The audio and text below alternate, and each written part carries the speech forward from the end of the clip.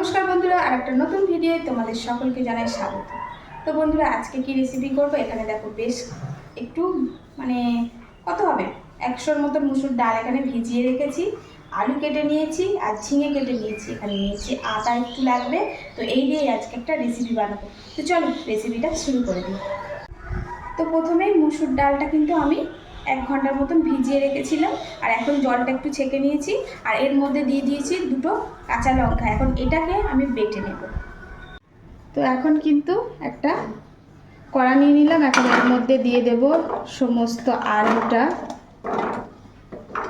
তারপরে ওপরে থেকে দিয়ে দেব ঝিঙে,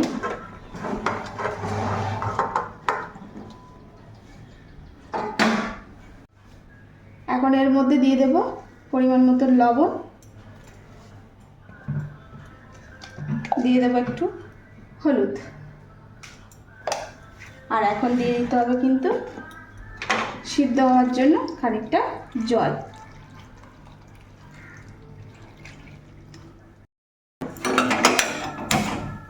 তো এখন এই যে গ্যাসটা জেলে আর এটা বসিয়ে দিচ্ছি, আর দিয়ে দেব ঢাকা। এটা হচ্ছে সিদ্ধ হওয়া অবধি অপেক্ষা করব। এই তো আলু আর ঝিঙেটা একদম কিন্তু সিদ্ধ হয়ে গেছে। তো আবার একটা কড়া আমি এখানে বসিয়ে দিলাম। তো এখন কড়ার মধ্যে সরিষার তেলটা দিয়ে দেব। তেলটাও গরম হয়ে গেছে, আর এখন এই যে মুসুর ডালটা বেটে নিয়েছিলাম, এর মধ্যে কাঁচা লঙ্কা আর অল্প করে লবণ দিয়েছি। তো এখন এইগুলো আমি কিন্তু গোল গোল করে একটু বড়ির আকারে ভেজে নেব।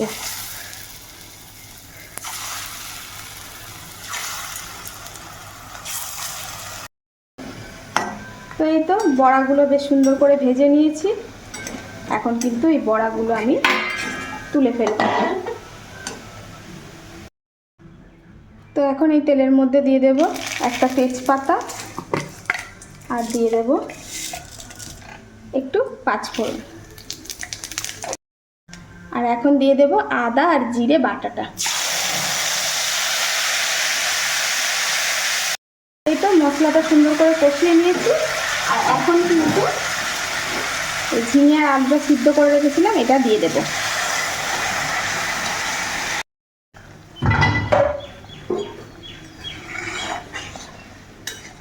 এখন এটাকে একটু ফুটতে দেব।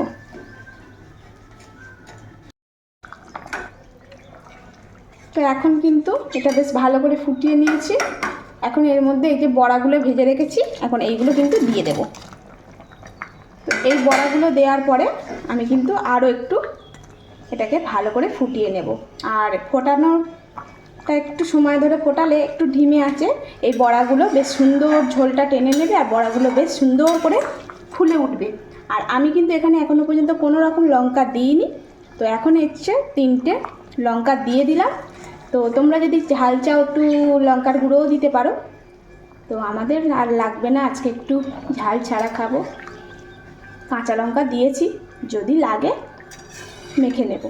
তো এখন এটাকে বেশ খানিকক্ষণ ধরে ফুটিয়ে নেব। আর একটু কিন্তু যেহেতু নিরামিষ তরকারির মধ্যে একটু মিষ্টি দিলে ভালো লাগে, তাই 1 চিমটে মিষ্টিও দিয়ে দিলাম। তো এটাকে এবার একটু ভালো করে ফুটিয়ে নেব, আর ফোটাবো কিন্তু একটু গ্যাসটা মিডিয়ামে দিয়ে। এই তো একদম রেডি কিন্তু। আর এখানে বড়াগুলো বেশ বড় বড় হয়ে গেছে, আর নরমও হয়ে গেছে, আলু টালু সব গলে একদম সুন্দর মতন হয়ে গেছে। আর এখন আর ফোটাতে লাগবে না। আর এই যে একটু বেশি করে আমি ঝোল রেখেছি, এটা কিন্তু বড়াতে আরও খানিকটা টেনে নেবে। যদি তোমরা একটু বেশি ঝোল চাও তাহলে কিন্তু আরেকটু জল রেখে দেবে, তাহলে বড়াটা নাহলে পুরোটা টেনে নেবে। তো যাই হোক, এই তো রান্না হয়ে গেছে।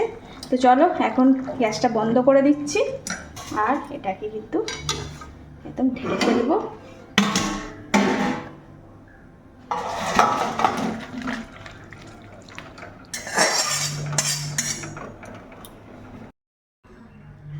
তো এই তো বন্ধুরা, একদম তরকারি কিন্তু রেডি। ঝিঙে আলু বড়ি দিয়ে একদম সুন্দর পেট ঠান্ডা করা ঝোল। তো বন্ধুরা, এই গরমটা কিন্তু ফের বেড়েছে, এইরকম ঝোল মানে খেতেও যেমন হিট আর শরীরও কিন্তু ফিট। তো বন্ধুরা এইভাবে একবার বাড়িতে ট্রাই করো, আর কারা এরকমভাবে করে খেয়েছো বা জানো সেটাও কিন্তু কমেন্ট করতে ভুলো না। তো ভালো লাগলে অবশ্যই আমার এই ভিডিওটা একটা করে লাইক দিও, আর যারা প্রথম দেখছো তারা ইউটিউব থেকে দেখলে সাবস্ক্রাইব করো, ফেসবুক থেকে দেখলে ফলো করো। তো আজকের মতন আসি, সবাই ভালো থেকো, সুস্থ থেকো, আর কেমন হয়েছে অবশ্যই করে জানাবে তোমাদের মতামতগুলো।